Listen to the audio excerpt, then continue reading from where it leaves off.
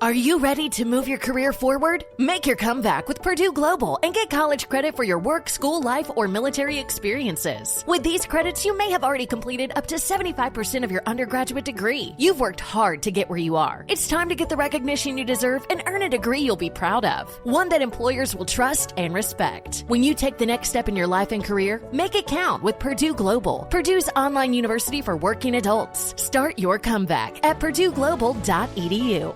Hi, this is Jonathan Fields, host of The Good Life Project, where each week I talk to listeners about investing in their future by increasing their own vitality. But when it comes to those financial goals, whether it be saving for a home renovation, growing your child's college fund, or travel, life can make it difficult to stay the course. By working with a dedicated Merrill advisor, you get a personalized plan and a clear path forward. Having the bull at your back helps your whole financial life move with you. So when your plans change, Merrill's with you every step of the way. Go to ml.com/bullish to learn more. Merrill, a Bank of America company. What would you like the power to do? Investing involves risk. Merrill Lynch, Pierce, Fenner & Smith Incorporated, registered broker-dealer, registered investment advisor, member SIPC.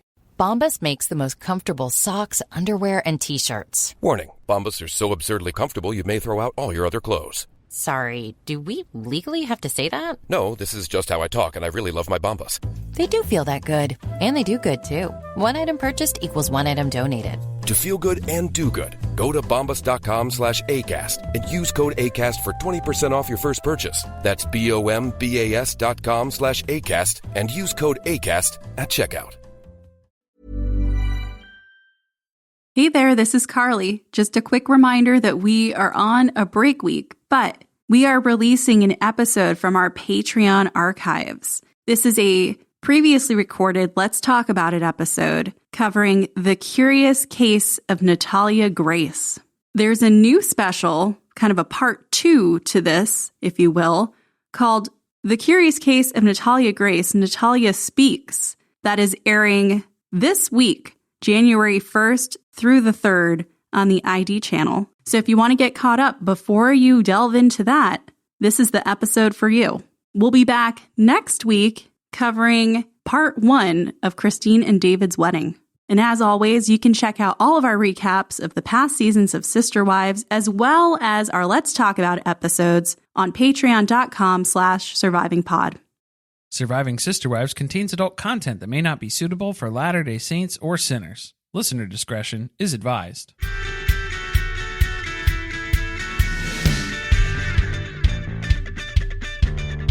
Hello and welcome to another episode of Let's Talk About It. I'm Corey. And I'm Carly, and today we are talking about the curious case of Natalia Grace. Yeah, what is eating Natalia Grace? We're just going to take movie titles and throw Natalia Grace's name into the crudely, abruptly. It's a solid name. Fits with a lot of things. Well, it's not that she's aging backwards necessarily, like in the curious case of Benjamin Button. But there are a few times where she jumps back and forth for a minute there. That was the majority of the documentary. It's the whole basis of it. She's old, she's young. She's old, she's young. So this is a 6-part docuseries that originally aired on the ID network. Investigate. Shall I read the description? This is not going to be for each part. This is the overall description of the docuseries. The story of Natalia Grace, assumed to be a 6-year-old Ukrainian orphan with spondyloepiphyseal dysplasia congenital. Okay. A rare bone disorder. Her adoptive parents alleged Natalia was an adult who was masquerading as a child with intent to harm the family. She's a con artist, clearly with intentions to cause harm. This took me on a wild ride. What about you, Corey? Yeah, this was all over the place. I think as a documentary series, it did a good job making itself compelling by excluding so much information. At the appropriate times. Because I think that was kind of the general outline for this, was you would be informed of a certain time period that took place, and then you go back and you just get more and more information layered on top of that just confuses the hell out of you. Well, and at first, in episode 1, I felt like I came away with a very solid opinion of what was going on here. And then by the end of episode 2, I started to question myself. Well, and I think it was set up to be in a way where most viewers at the end of the first episode would be like, whoa, this is scary because this is a little person conning a family and you're, sleeping with the enemy, basically, is what's happening here. You have a threat in your house. So that's actually the opposite opinion that I had. Correct. Yes. We both got a very quick read on Michael, the psychotic father in this series. The star of the documentary. If you want to call it that. More like a high school Oscar drama level. Well, so this should have just been called Michael's side of the story, because we get no information from anyone else aside from neighbors, little people who really... Well, not little. little people. Well, some little people. That was an unintended pun.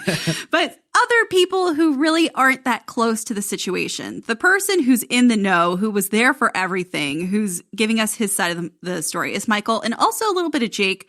But I think Jake has been told what to say to a certain extent. Oh, Jake has been coached extensively because he even seeks out his father's advice on what he should or should not mention as part of his interview, and then slips up on some very important information as well. Loops.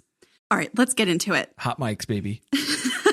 The Barnett family is living the perfect life in suburbia, we are told, according to Michael. He has two expensive cars, right? It wasn't just one. Multiple nice cars, a big house.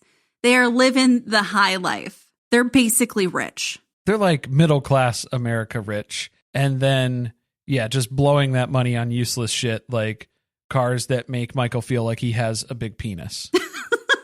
So this is life pre-Natalia Grace. It's amazing. They have 3 sons. So the parents here are Michael, and then his horrible ex-wife, we eventually find out, but at this time they're married, Christine. Which... that tracks with the sister wives storyline as well. That would be Cody's assessment too, was that there's this freaky bitch, Christine, who's just the worst. Never try to be part of this family. Don't trust her. They have 3 sons, Jake, Ethan, and Wesley. Jake is autistic and he is a math prodigy, if you will.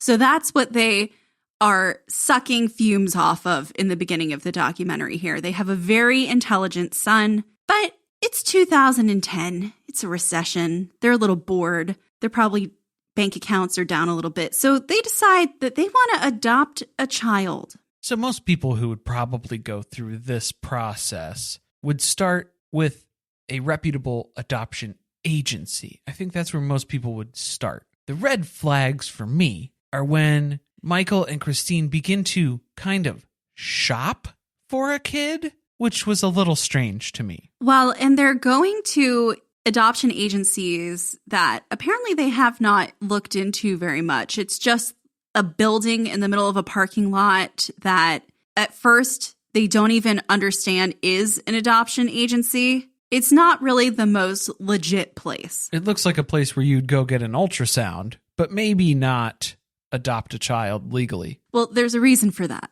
The first thing I thought in this documentary is these are horribly abusive people who are looking to adopt a child to abuse. Because unfortunately, that is a tale as old as time that happens a lot in this country. Well, especially with these cuckoo banana birds, because I knew immediately, don't trust Michael. Do not trust this dude. We don't even see Christine. We don't hear her side of the story. I mean, we see photos of her. We see a little too many photos of her later on in the series, if we're being completely honest. But we don't see her or hear from her directly because, again, this is mostly from Michael's point of view. We don't see or hear from Natalia that much. A little bit, but not too much. This is mostly Michael's side of the story. Now, there's a reason why they've chosen a sketchy place to adopt a kid, we end up finding out. It's because Christine and Michael have domestic violence allegations against them. Well, there's a history of abuse in the family. So strikes 2 and 3 right there on this process. So they go to this agency. We're going to put that in quotes. And there they are matched with Natalia, a 6-year-old orphan from Ukraine who has a severe form of dwarfism. Perfect. Exactly what we were looking for. a small child with a disability that we can abuse. Who won't fight back. Just an opinion. Well, it seems to fit that kind of mold here.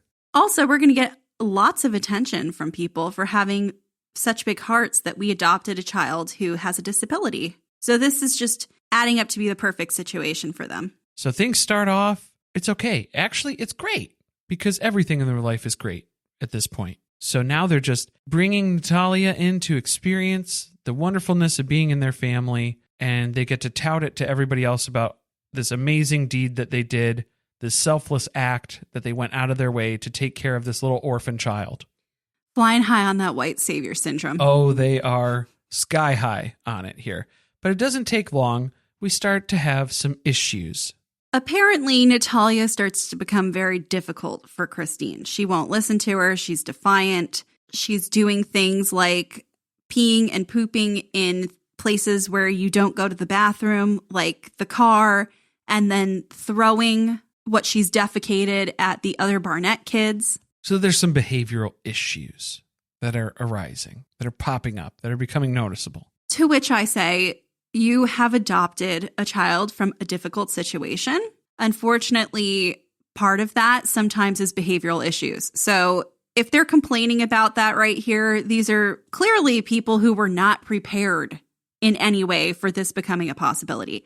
If it is even true. If it's true, they're not handling it well. No, like one of the solutions is that Christine forces Jake to pee in Natalia's bed in retaliation for the things that she has been doing to him. Which, that would be forced abuse. That you're abusing your other child now into abusing your adoptive child. So this just seems like a terrible situation. And this is stuff that Jake is openly speaking about at this point. Talking about how much guilt he has The regret. for having done that. Well, yeah, because he's been abused, because he was forced to abuse his adoptive sister. So that's abuse just in and of itself. I am so convinced that these people previously abused their 3 sons and then decided that they needed to adopt a child who was much younger, who was smaller, who they could then abuse as a family.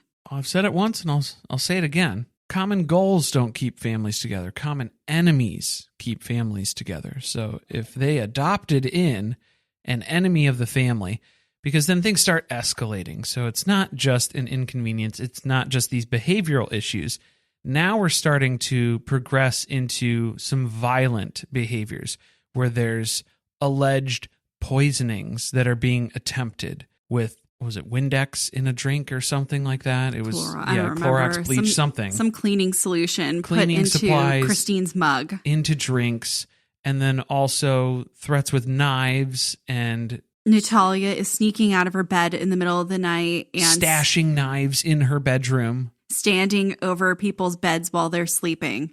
As soon as they made that allegation, when Michael was talking about finding knives in Natalia's room, that was the alarm bell for me, where I thought, is she stashing knives to protect herself? Because we're only getting one side of the story. And the way that Michael's talking about this, it seems odd because they wanted to kind of build out this narrative that she's masterminding this. She has a plot. She's planning something. And it's like, maybe it was just a reaction thing where she felt unsafe and she was trying to protect herself. The new Boost Mobile network is offering unlimited talk, text, and data for just $25 a month for life. That sounds like a threat. Then how do you think we should say it? Unlimited talk, text, and data for just $25 a month for the rest of your life? I don't know. Until your ultimate demise. What if we just say forever? Okay. $25 a month, forever. Get unlimited talk, text, and data for just $25 a month with Boost Mobile forever. After 30 gigabytes, customers may experience slower speeds. Customers will pay $25 a month as long as they remain active on the Boost Unlimited plan. Odoo is business management made so simple, a kid could explain it. Sometimes business software can't talk to other programs. But Odoo, funny word, has every program from CRM to HR to accounting in one platform. It should cost a lot, but it doesn't. So you should use Odoo because they save you money. Odoo makes a lot of sense, but doesn't cost a lot of sense. Sign up now at odoo.com. That's ODOO.com. Good job. Thanks. Hey, this is Justine from Two Black Girls, One Rose, and I'm here to tell you about Zola. How weird does it feel to be called someone's fiance? The first time you hear it, you do a double take. From there, it's let's enjoy this moment, turns into we're planning a fall wedding, and I am right there right now. That's where Zola comes in. From a venue and vendor discovery tool that matches you with your dream team to save the dates, website, and an easy-to-use registry, Zola has everything you need to plan your wedding in one place. Start planning at Zola.com. That's ZOLA.com. Ryan Reynolds here for, I guess, my 100th Mint commercial. No, don't. I mean, honestly, when I started this, I thought I only have to do like 4 of these. I mean, it's unlimited premium wireless for $15 a month. How are there still people paying 2 or 3 times that much? I'm sorry, I shouldn't be victim blaming here. Give it a try at mintmobile.com/switch. Whenever you're ready. $45 upfront payment equivalent to $15 per month. New customers on first 3-month plan only. Taxes and fees extra. Speed slower above 40 gigabytes. See details. You might not realize it, but most people have damaged hair. Damage gives you that frizzy, dull, and lackluster look. But there's a new way to fix it. You can reverse damage from the inside for hair like new with K18. Powered by biotech, the patented technology works in minutes. You may have heard of the TikTok viral K18 mask. It's won tons of awards, stylists love it, and it's available now at K18hair.com, Sephora, and salons nationwide. Get 10% off your first order with code PODCAST10 at K18hair.com. These people wouldn't have to do anything to me at all, and I would feel unsafe sleeping down the hallway from this man. Yeah, I wouldn't feel safe in that house. He has unsafe energy about him. Everything about him. So it's not looking good. They're starting to tell people that these things are happening. Well, people are hearing Natalia crying outside on the back porch all night. They are locking her out of the house for extended periods of time. At one point, Michael defends the fact that they put a lock on the outside of Natalia's bedroom door because they need to keep her in her room because she's coming out of her room at night and they don't know what she might do to people. And I was like, that's not why you put a lock on her bedroom door. Let's be real. It's another sign, a red flag that there's abuse going on in this house. Everything is screaming abuse at this point. So that was maybe like 30 minutes into the episode, the first episode, where I was like, I don't trust this dude and I don't like what this family's got going on. It's not good. But now this is the part where things start to turn because they take Natalia to meet another child who has a similar form of dwarfism, and they are looking at the two of them and comparing their size. They're around the same age. They have the same disability. Why is this child so much smaller than Natalia? Well, comparison is a thief of joy. I might remind you.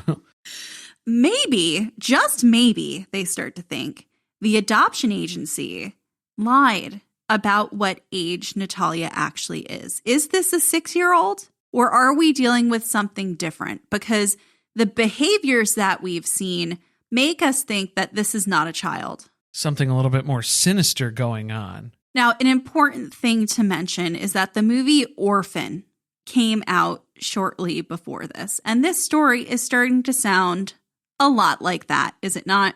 I think that Christine and Michael were able to immediately explain the situation and get people on their side by having a blockbuster horror film to kind of tell that story for them and then just say, it's like that, you know? It's not even an original story that they've come up with here. No, yeah. Who is in our house? We are not sure. We go to bed every night in fear because we don't know who this child is. Also, what are the other red flags? Maybe that she's got a bunch of pubic hair and she started her period. That might be other telltale signs that maybe she's older than she's claiming to be, or that the adoption agency has claimed to be. This is again where I was like, hold up here, because all of the information that we get mentioned to us again is coming through Michael. Who was the witness for this? Christine. Christine. Not even him. This was not a firsthand account. So Christine had been giving Natalia her baths at night, and she claims that she saw that Natalia had full pubic hair and was alarmed. That was the first thing that scared her. The second thing is she claims that Natalia has been getting her period and that she's been throwing her underwear away or hiding it from them. Which I would love to hear Natalia's side of that, just to find out if that was actually true, if those were things that were happening. Is there hormonal situations with her medical condition? Okay, that's where I want to go with this, because first reaction to this, you have a child who has a form of dwarfism, which is something that you do not personally experience yourself. And you start to see things that aren't quote unquote normal for her age. Would your first reaction be, this is an adult who is masquerading as a child? Or would it be, we should go to a doctor and make sure that her hormones are okay? Because perhaps that is also affected. No? Okay. Yeah. Thank you, Christine. Seems like a rational train of thought. Now, instead of going to the appropriate types of doctors, specialists or people who might have experienced knowledge with these very rare particular cases. No, we're going to go to just our family doctor. General practitioner. Which, who knows? In the Brown family, that could be a chiropractor. So we don't know. Who is this family doctor? Doctor takes one look at her. I'm pretty sure this is an adult. We have not run blood tests. We have not gone to an endocrinologist. We have not gone to someone who specializes in her form of dwarfism. X-rays for bone density, nothing. No, this is an adult, though. So they're in fear for their lives because now they think they've adopted a child who is actually an adult, and she is threatening the lives of the people around her. So what else are they going to do? They commit her to a mental institution. Where then we get even more ridiculous claims, wild claims, accusations, again, mostly told by Michael, retold by Michael, that were perpetuated by Christine, because allegedly there were multiple staff members, employees at the mental institution where Natalia was staying, that Natalia had solicited sexual acts with them. In exchange for money. In exchange for money or better treatment or whatever while she's in this facility. Is that something that happened? We did have a few workers who called. There were like voicemails from the workers. Okay, let's talk about that. Which seemed a little weird. First of all, I would assume that anyone who works in this hospital, if they still work there, and even if you don't, if you're still a healthcare provider, you, according to HIPAA, cannot be talking about this stuff. Pretty sure that's a HIPAA violation. So they are calling anonymously. They're not participating in this documentary, if you will. Their names are Schmishmeen and Schmeichel. Exactly. Are these people that they have paid to make a phone call? Is this an AI generated voice? Who knows? But one thing I can tell you is I do not believe for a minute that these are people who genuinely worked in this institution in the time that Natalia was there. I don't trust it as eyewitness reports for what took place here at all. So I'm dismissing that evidence that is being brought to me. Thank you. I feel so good about the fact that we looked at a piece of evidence and questioned its source and determined maybe something we can't trust. The validity is off. Now, she's only there for a couple of weeks. And what we are told is she is kicked out of the mental institution because of the fact that she has been soliciting the staff for sex. Kicked out. They say I would love to see the discharge papers that say we are forcibly removing this patient from our care because she is soliciting and abusing our staff members. Also, she's yours now. We've determined that she is definitely a threat to society and your family as well. But you guys figure out what to do with her next. So I would, again, love to see the discharge papers and any sort of documentation that would go along with that to back up these claims, because this is all probably Christine and Michael's perception of what was being done at that time. Did they maybe tell you that this person doesn't seem to be the age that they are? Why is she in an adult care psychiatric facility? Or why is she here? Because we don't believe she belongs here. We had her for a few weeks. She's good to go. We don't have any issues that should require her to be a patient here any longer. So luckily, a week 2 weeks, that was all that Christine and Michael needed to go bribe a judge and get Natalia's age legally upped to 22. Because they were in such fear for their lives that they had to put her into an institution, while at the same time they were going behind her back while she was not able to be interviewed by a judge, to speak with any healthcare providers, nothing. She was hidden away while they filed paperwork to have her age legally changed to that of an adult. Of which there was no professional opinion that was received for this or aided in the aging up process to help determine the accuracy and the validity of the number that they arrived on. They just magically landed at the age of 22, just so happens to be when adoptive parents are no longer financially responsible for their adoptive children. Wow, that's a lucky guess, huh, that we ended up there. That's pretty crazy. Again, no doctor was consulted in determining the age of this person. Just a judge who figured, well, if she was around 14 at the time of this documentation, and it's been 8 years since then, I guess that sounds like 22. Done. We're done. Good. Perfect. 22 years old. Congratulations, Natalia, your first day out of the mental hospital. You are now 22 years old, and you will be living in an apartment on your own. Here, sign this lease. Because, now you're on your own. So they don't want her living in their house anymore for what they believe are obvious reasons to us. And instead, they have gone and signed a 1-year lease at an apartment complex where Natalia will now live on her own. This is where we get more eyewitness testimony from people who aren't immediately in the family, who we can kind of take as reasonable concerns that they are experiencing. But most of what they're describing is just a kid between the ages of like 8 and 12. That's a weird age. Kids are weird. They're annoying at that age. Toddlers, primary school, babies, that's all manageable. That's easy stuff to deal with. Once you get into that, well, I'm just saying it's different, but that's like, you can deal with that. Okay, once they start developing their own personality and they get a little weird. They're figuring out, and then they're trying to do adult things, interact in a real world, but they're still a child. So they don't understand boundaries. They don't understand all these different things. So they're weird little human beings. It's strange. That's what we're dealing with. Natalia is no different in that aspect, because basically what we start finding out is that this is a little girl who lives in an apartment on her own, who cannot bathe herself, cannot take care of herself.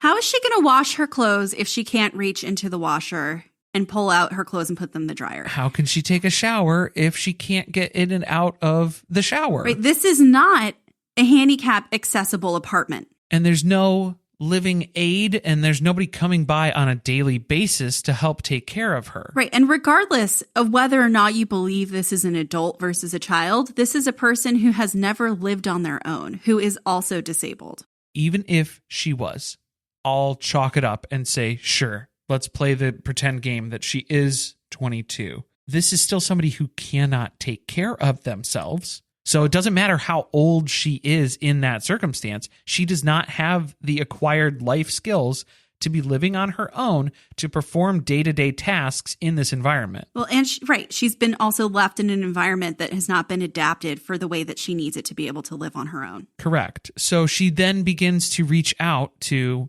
some of the people in this apartment complex because she's probably lonely, bored. She just sits around in her apartment all day watching TV. How long do you get to do that before you're going to lose your mind? She has no communication with anyone aside from the people that she is coming across outside of her apartment. Because there's also footage of Michael swinging by and doing, I don't know what we would call these, like house checks. Like, what is this? Because he's basically filming himself walking through Natalia's apartment, because this was my other red flag of abuse. Because Michael tries to claim that he's completely passive in the abuse. He's not involved in this. This was all Christine doing all the abuse. But then we have footage of him walking through and asking her, questioning her where she got food from, whatever food is in her pantry, in her cabinets, in her kitchen. People brought food by. And he doesn't like that. Who are these people who are helping you? They don't like that she's interacting with other people and that perhaps she can tell them things that have happened to her. Now, that's our belief. Their side of it is that they believe that she's a dangerous person and that they're afraid for the people that she may be interacting with. But also because she's talking to CPS, so we need to delete all the contacts in her phone too. And I'm going to do that on camera, which I don't know how that wasn't abuse documented that he filmed himself. They left her here to be isolated and not their problem, essentially. And from time to time, they check in to make sure that she hasn't gotten any help from outside resources. That's what they're doing. They'll come drop off groceries at the edge of her building and then let her pick them up from the curb and bring them inside. They won't even bring them in for her. No. My God. There's footage of her trying to take the trash out. The trash can is taller than her, and she's trying to bring it back up. So the thing that I thought was interesting was at first, people who live around her think that she's a child. But then she's telling everyone, well, I'm 22 years old. She's been told that she's 22. She doesn't even know how old she is. So she's trying to tell these people, I don't know. Yeah, I guess I'm 22. I would also imagine that you would have to be scared shitless as a child who is now put in the situation where you're living alone as supposedly a 22-year-old, that you'd start trying to tell yourself, okay, I'm 22, I'm an adult, these are things that I'm supposed to be doing. I have to take care of myself. Because what else are you going to do? You've been left here all alone. So they're going with the story that she's 22. She starts telling them other things that have happened, supposedly, like that her family doesn't want her living with them because she tried to kill Christine by poisoning her. Things that maybe a child would repeat that an adult would have the sense not to say to someone if they had actually done those things. Well, and especially if you've been coached into that where, yes, this was the story, because there was even the whole thing that landed her in the mental institution, which was the incident by the horse fence or something with the electric fence. Oh, wait, we've totally left that out. I forgot about it until now. Was like the whole culminating thing. Well, because it seemed sketch as fuck, because this was all just Mike's perception of what took place, and he wasn't even there. So it's, again, Christine's account through Mike as her speaking channel. So it was just this whole situation where even the paramedics and everybody involved thought that Christine was the one that was out of control. And Natalia was just kind of like, yeah, I guess I tried to kill my mom. Because it's almost like that was what she was coached to tell everybody. And there are other examples of other adopted children who have done similar things, where they are told that they're bad, that they are doing bad things, and then they repeat those to people in positions of authority because their adoptive parent has told them to do so. Like, this would not be the first time that has ever happened. So this is Natalia trying to find some sort of support system because there is no support system. She's reaching out, but then she also doesn't know these social boundaries, these barriers that are part of this apartment complex. She'll just walk into people's houses. She will go rummage around through their fridge for food when she's hungry. So this is the point where I was like, 100% this is a child. And I don't know why people are not catching on to that, because I had someone who lived down the street from me when I was a child, who was also a child who was a little bit younger, who would do things like this because her parents would just leave. They would fuck off and go somewhere and tell her to go to a friend's house. And she would come in and just walk in the front door, just open the refrigerator, just start helping herself to things. And it's like, this is a neglected child. Classic things that are happening here. It's all happening. So they're finding that annoying. She also smells because she can't take care of herself and bathe herself. They find that annoying. So now she's just a nuisance and nobody wants her around because they found out if you're a little too friendly to her, she comes around more often. She's like a stray cat at this point. If you're going to feed her, she's never going to go home. So they're having issues. The complaints start rolling in.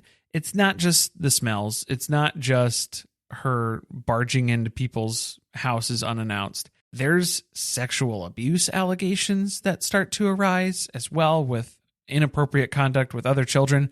This is from Mike's story. Wasn't there also an older woman who claimed that as well? She claimed to have seen it, that they were out playing in the grass and that she had grabbed one of the other children or gone to touch them or something like that. And the dad came out and was all upset and yelling at her and stuff. So it's...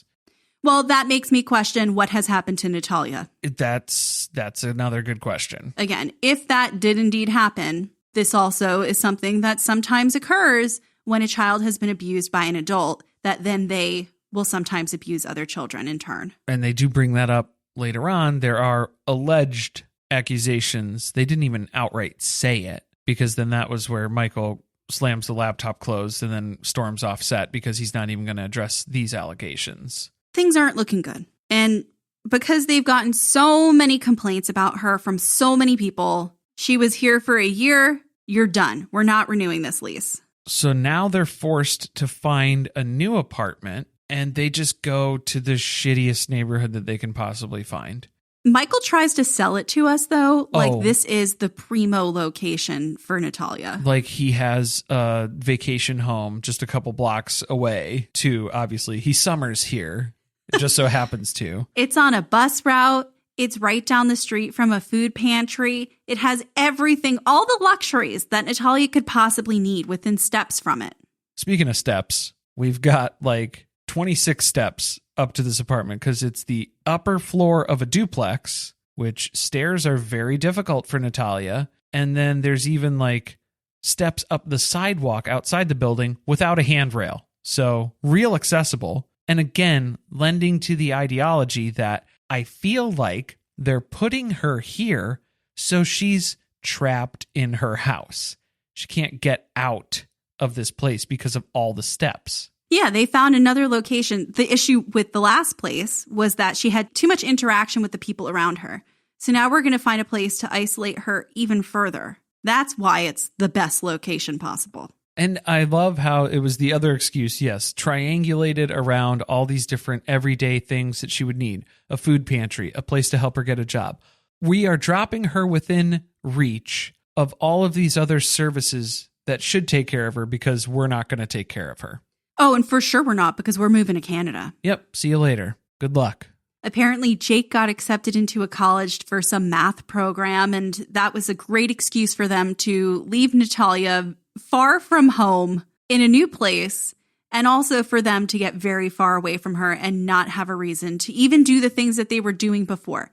Now they're not even going to drop groceries off for her occasionally. You can handle that all on your own. Well, it turns out that there's someone who is watching Natalia. They're seeing that this, what looks like a little girl, is struggling to get out of her apartment. She's walking on these streets where there are people who she could be in danger from because of the fact that she appears to be a child who's on her own.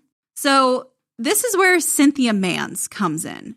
She sees Natalia and invites her to move in with her family. Now, I have my own personal reservations with Cynthia because there's a socially acceptable number of crosses that you can have on your wall.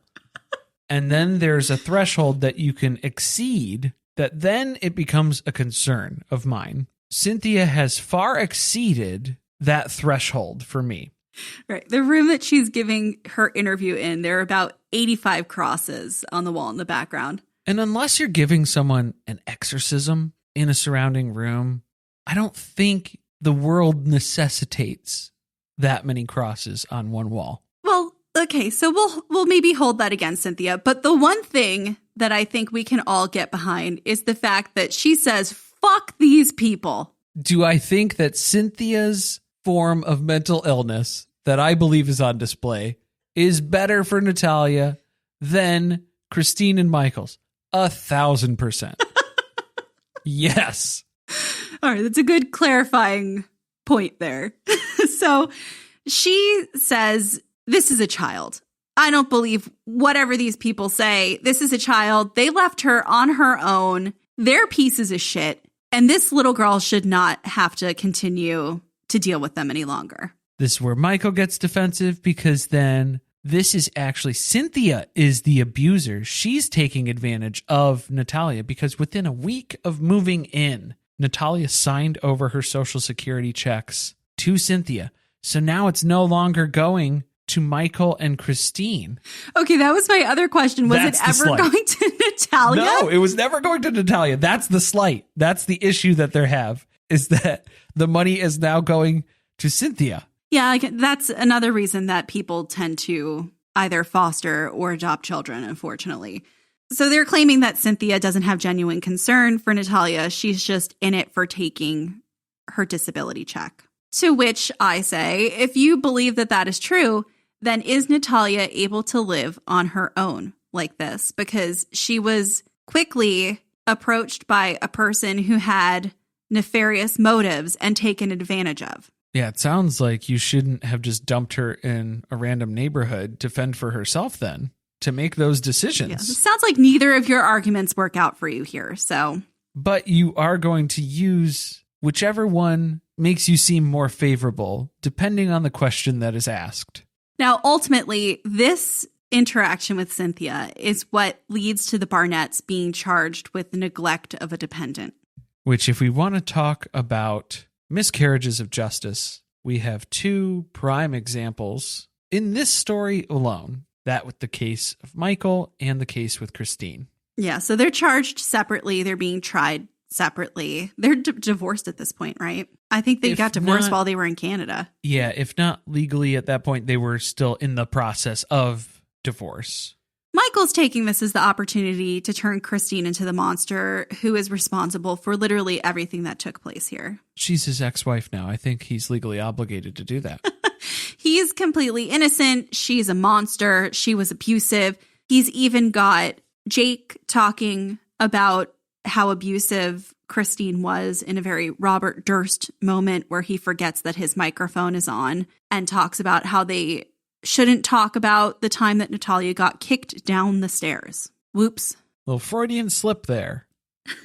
I mean, A+ for the documentary crew that stood so still. They were like, don't let a floorboard creak. Oh. Do not let these bitches know that their microphones are still working and act like you didn't hear shit. Oh, yeah. The director's like, everybody just pack up. Everybody just pack up your stuff. Like, we're getting ready to get out of here. Like, we're done with the interview. Just carry on as normal. Michael's also trying to tell us that Christine is holding his two other children from him, that he hasn't seen them, talked to them, because Christine has made them believe that he is the horrible person in this situation, and only Jacob knows the truth because he has come back to live with him. Meanwhile, Jake is like living in the basement of this house. This is like a house that appears to have multiple floors and bedrooms, yet Jake is living in the basement. This was where not a finished basement. Well, yeah, not a finished basement. But this was where I was starting to wonder, and the thoughts were coming to mind of if Jake is that far out as well, as far as like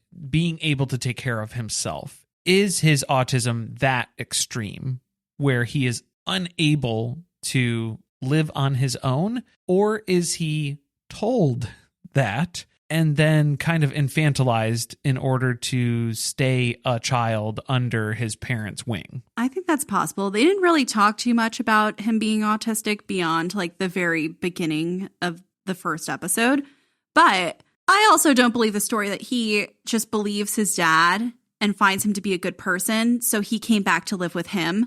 My suspicions tell me Christine kicked him out and that he had no choice but to come live with his dad. Learned everything that I needed to learn about Jake and Michael's relationship during that popcorn scene, which I will question your mental health as an adult if you have a popcorn machine like that in your living room and that's how you're making popcorn, and then you're just going to casually converse about the abuse that took place in your family for an extended period of time. You can watch Jake disassociate. His eyes just glaze over and he's just munching away on that popcorn. Yeah.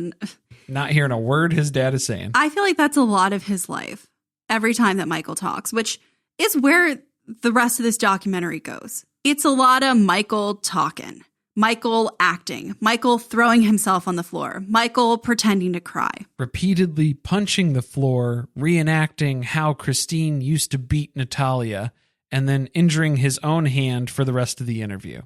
This is a man, we're talking about his trial coming up, who should never get on the stand to defend himself. Never. It was not convincing in the documentary. And it's not even worth really talking about all of the stuff that happens leading up to his trial because it's all a load of bullshit that's coming out of him. It's a lot of bullshit just from the legal system that took place with the amount of evidence and information that they kept out of the trial. They leave out literally the most critical piece of the entire trial, which is the aging up. They're not going to talk about the fact that a judge just pulled the number 22 out of his ass and changed Natalia from being 6 years old to 22 years old. So we can't refer to her as a child at all. It was just a miscarriage of justice. He ends up being acquitted of all charges. And then they drum up the fact that Christine's case is coming up next and making it out like, well, she's the one. There's going to be justice here. She's going to have to report for everything that she did to Natalia. But you can't arrest a husband and a wife for the same crime. And we find out that Christine's case was ultimately dismissed. Who does she know? To make switching to the new Boost Mobile risk-free, we're offering a 30-day money-back guarantee. So why wouldn't you switch from Verizon or T-Mobile? Because you have nothing to lose. Boost Mobile is offering a 30-day money-back guarantee. No, I asked why wouldn't you switch from Verizon or T-Mobile? Oh. Wouldn't. Because you love wasting money as a way to punish yourself because your mother never showed you enough love as a child? Whoa. Easy there. Yeah. Applies to online activations. Requires port in and auto pay. Customers activating in stores may be charged non-refundable activation fees. Odoo is business management made so simple, a kid could explain it. Sometimes business software can't talk to other programs. But Odoo, funny word, has every program from CRM to HR to accounting in one platform. It should cost a lot, but it doesn't. So you should use Odoo because they save you money. Odoo makes a lot of sense, but doesn't cost a lot of sense. Sign up now at odoo.com. That's ODOO.com. Good job. Thanks. We all have dreams. Dream home renovations, dream vacations, or sending our kids to their dream colleges. But finding straightforward ways to turn those dreams into realistic goals, that's where things get tricky. Merrill understands that. That's why, with a dedicated Merrill advisor, you get a personalized plan and a clear path forward. And having the bull at your back helps your whole financial life move with you. So when your plans change, Merrill is with you every step of the way. Go to ml.com/bullish to learn more. Merrill, a Bank of America company. What would you like the power to do? Investing involves risk. Merrill Lynch, Pierce, Fenner & Smith Incorporated, registered broker-dealer, registered investment advisor, member SIPC. My dad works in B2B marketing. He came by my school for career day and said he was a big ROAS man. Then he told everyone how much he loved calculating his return on ad spend. My friends still laugh at me to this day. Not everyone gets B2B, but with LinkedIn, you'll be able to reach people who do. Get a $100 credit on your next ad campaign. Go to linkedin.com/results to claim your credit. That's linkedin.com/results. Terms and conditions apply. LinkedIn, the place to be, to be. Cheers to fall at Whole Foods Market with sales through October 29th. Select frozen pizzas are 50% off with Prime. So stock up and be ready for game day. Hosting a cozy dinner? There's a sale on hearty no antibiotics ever beef chuck roast and stew meat. Or be the best guest ever and bring a robust bottle of Bordeaux wine or a specialty cheese like Humboldt Fog. Cheers to fall at Whole Foods Market. Must be 21 or older. Please drink responsibly.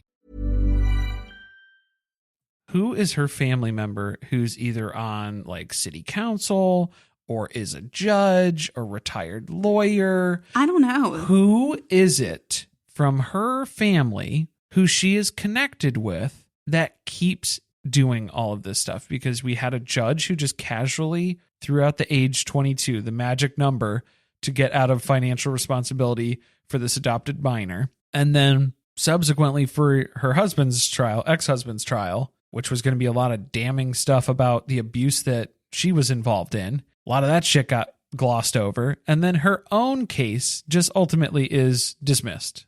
They weren't able to prove the accusations that were being made. I don't know. Michael also spends a lot of time trying to make Christine out to be a nut job. He gives the documentary crew pictures. That was wild. Inappropriate pictures of her, to which... Because she uses sex as a weapon, guys. It happens. She never fucked me when we were married.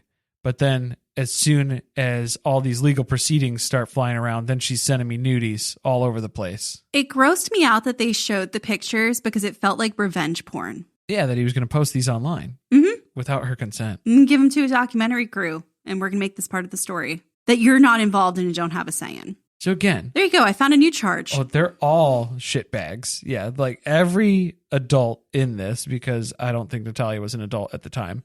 Every adult in this film, in this documentary, is just a total piece of garbage. That is like a super high level, quick overview of this 6-part documentary. You can watch, enjoy. Honestly, we couldn't wait to get from one part to the next because it was just nuts. And you have to see it just to see Michael. This is the Michael show, this iteration of it. They are going to be airing a Natalia Speaks special later this summer. So be sure to stay tuned for that, because that seems like it's going to be more of the footage directly of Natalia Grace and her side of the story, which was sorely lacking in this entire documentary. So as we were watching it, I was like, why are we not getting anything from Natalia? Is there going to be an episode that's going to be dedicated just to Natalia telling her side of the story at some point in these 6 episodes? Because they kind of started. I feel like there were moments earlier on where she was more directly involved in telling the story, in setting up the story.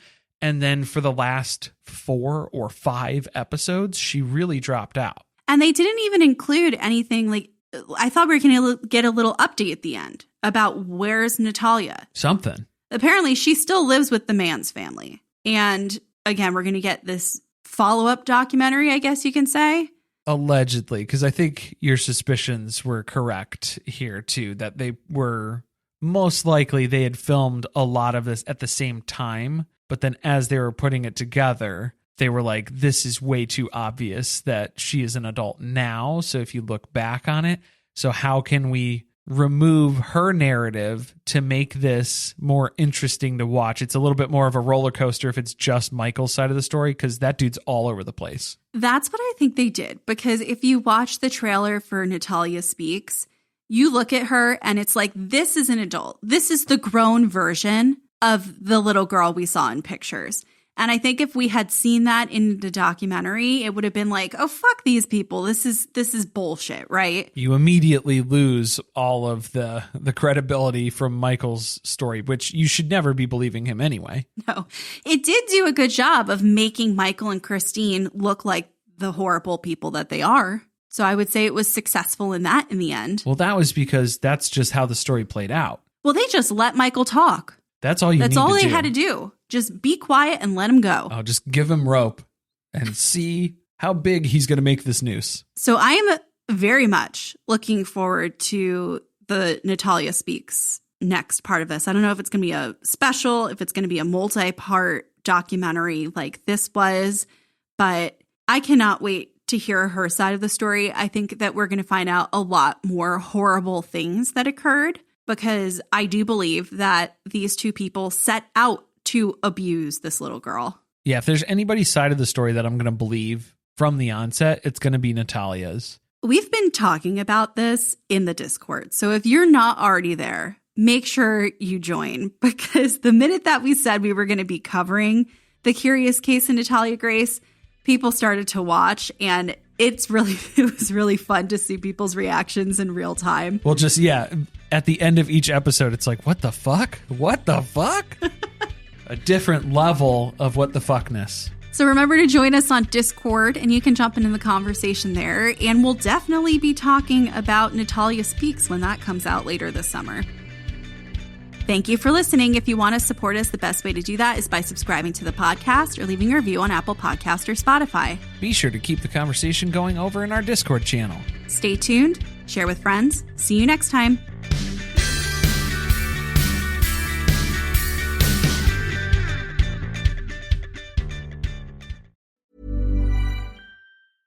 This is a mini meditation guided by Bombas. Repeat after me. I'm comfy. I'm cozy. I have 0 blisters on my toes. And that's because I wear Bombas, the softest socks, underwear, and t-shirts that give back. One purchased equals one donated. Now go to bombas.com/ACAST and use code ACAST for 20% off your first purchase. That's BOMBAS.com/ACAST and use code ACAST at checkout.